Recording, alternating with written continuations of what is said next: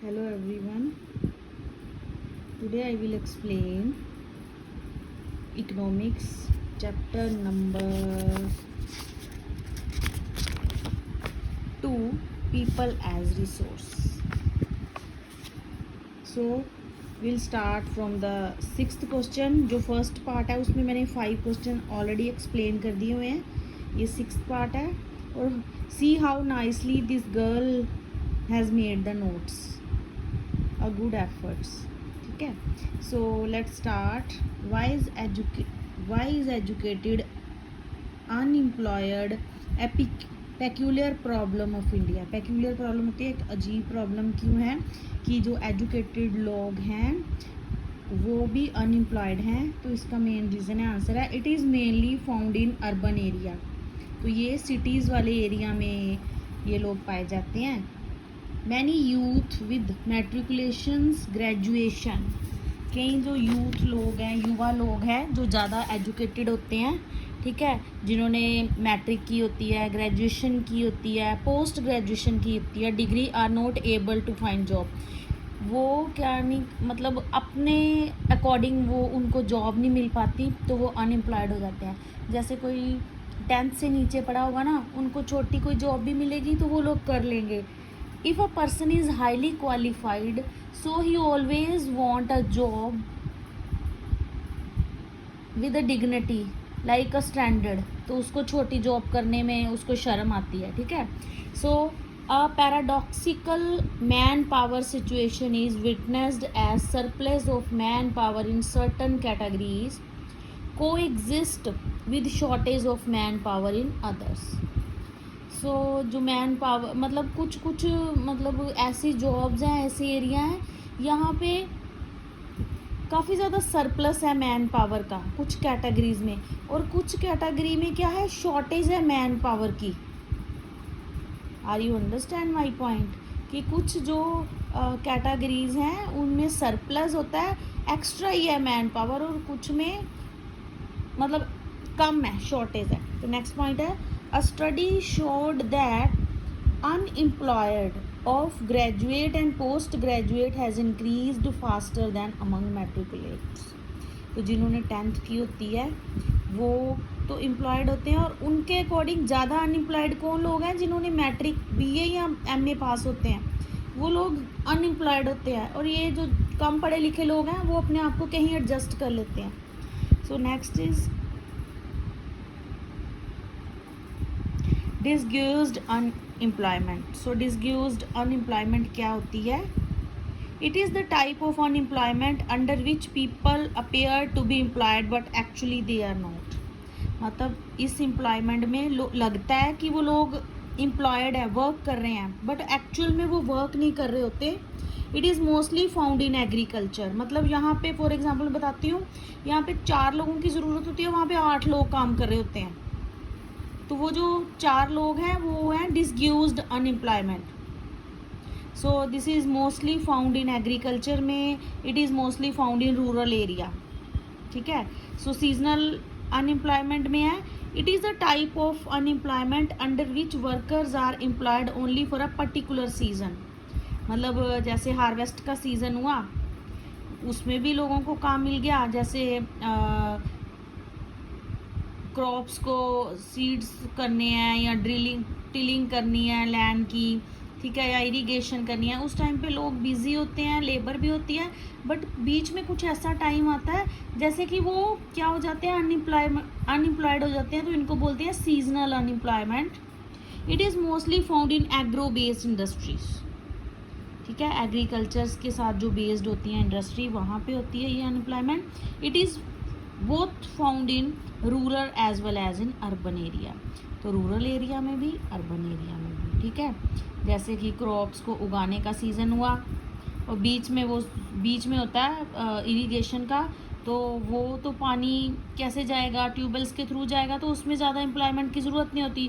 तो ये जो बीच वाला टाइम होता है, यहाँ पे जो लोग होते हैं वो क्या हो जाते हैं, अनएम्प्लॉयड हो जाते हैं. So next question is describe the main feature of Sarva Shiksha Abhiyan. सर्व शिक्षा अभियान का मतलब है कि सभी के लिए शिक्षा. का अभियान चलाया हुआ गवर्नमेंट ने। To strengthen the primary school system the scheme of Sarva Shiksha Abhiyan वो started in 2001। To strengthen the primary school system को ज़्यादा स्ट्रेंथ देने के लिए गवर्नमेंट ने एक स्कीम चलाई है कि सभी के लिए सर्व शिक्षा अभियान, और ये 2001 में स्टार्ट हुआ था। ऑल चिल्ड्रन जो कि 6 to 14 years of age were expected to complete 8 year of schooling by 2001। तो 6 से 4 साल 14 ईयर के बच्चे हैं उनके लिए जो प्राइमरी एजुकेशन है वो कंपलसरी कर दी गई है उनको 2001 तक ये, ठीक है। तो वो वर एक्सपेक्टेड, वो मतलब स्कूल जाएं उनसे ये एक्सपेक्ट किया गया to complete 8 year of schooling, 8 साल कम से कम वो एजुकेशन है स्कूल। नेक्स्ट है, it is a time bound initiative of the central government in partnership with the state, the local government and the community for achieving the goal of ununiversalize of elementary education। So it is a time bound, मतलब ये एक initiative है central government का states के साथ collapse करके local government के साथ, और जो कम्युनिटी है यहाँ पे वो लोग रहते हैं, ठीक है, कि जो एलिमेंट्री एजुकेशन है, जो 8th तक की शिक्षा है, सभी बच्चों को 10th तक की शिक्षा मिलनी चाहिए, elementary education. So this programme has covered the entire country with special focus on educational needs of girls, SCs and STs and other children. तो ये जो प्रोग्राम बनाया गया है स्पेशली ध्यान में रख के बनाया गया है लड़कियों के लिए, जो शेड्यूल कास्ट लोग हैं, शेड्यूल ट्राइब में रहते हैं, उन लोगों को करने के लिए, बिकॉज कुछ इन कम्युनिटीज़ में लोग जो होते हैं वो गरीब होते हैं, स्कूल नहीं जा पाते, और मोस्टली इंडिया में क्या है, गर्ल्स की एजुकेशन पे ज़्यादा एम्फसाइज नहीं किया जाता। तो गवर्नमेंट ने गर्ल्स के लिए भी फ्री एजुकेशन की फैसिलिटी प्रोवाइड की है। Last point is along with its bridge courses and back to school camp have been initiated to increase the enrollment in elementary education. Midday meal scheme has been implemented to encourage attendance and retention of children and improve their nutritional status. So along with its bridge courses बनाए हुए हैं, back to school camp, ये इतने सारे initiative government ने किए हुए हैं, जिससे क्या ब्रिज कोर्सेज होते हैं, जैसे किसी पर्सन ने ना जॉब मतलब एजुकेशन छोड़ी है बचपन में, तो अगर वो फिर से स्कूल में आएगा तो उससे रिलेटेड कोई कोर्स, उसको बोलते हैं ब्रिज कोर्स, उससे रिलेटेड कोई उससे कोर्स उसको करवाया जाता है।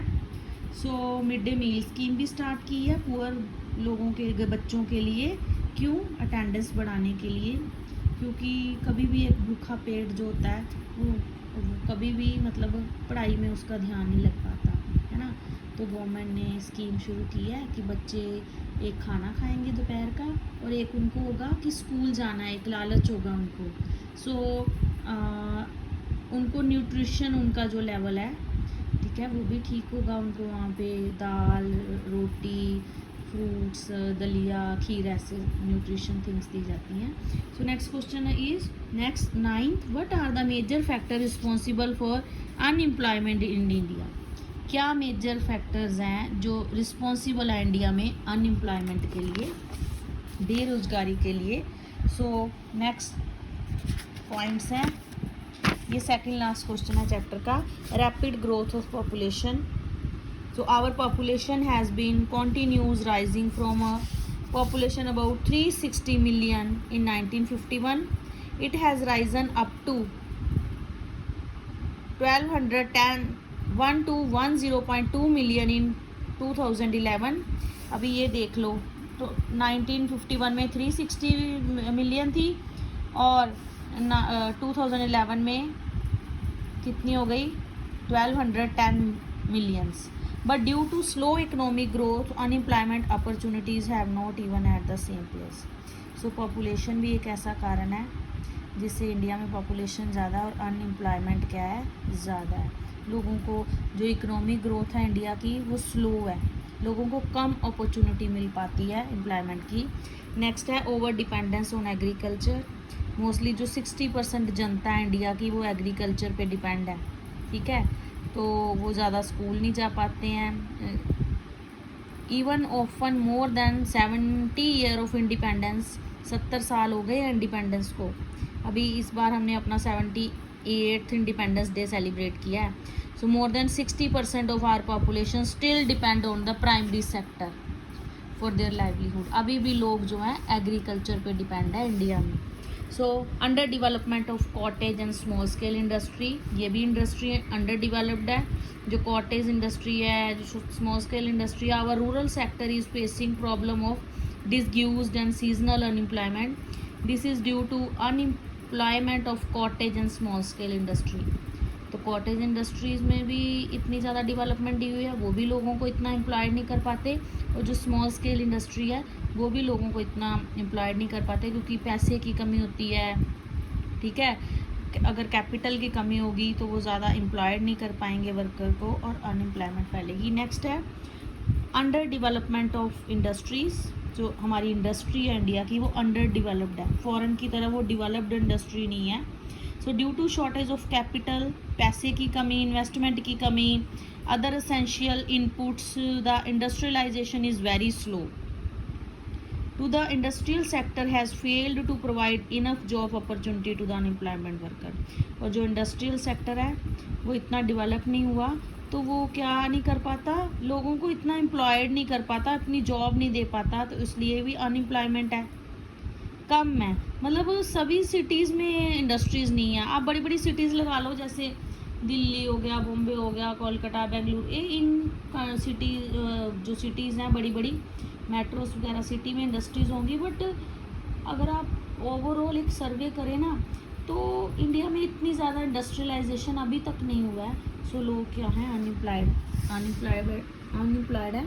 So slow pace of infrastructure growth, slow pace of infrastructure slow is one of the major factor responsible for the slow growth of Indian economy। slow economic growth leads to unemployment।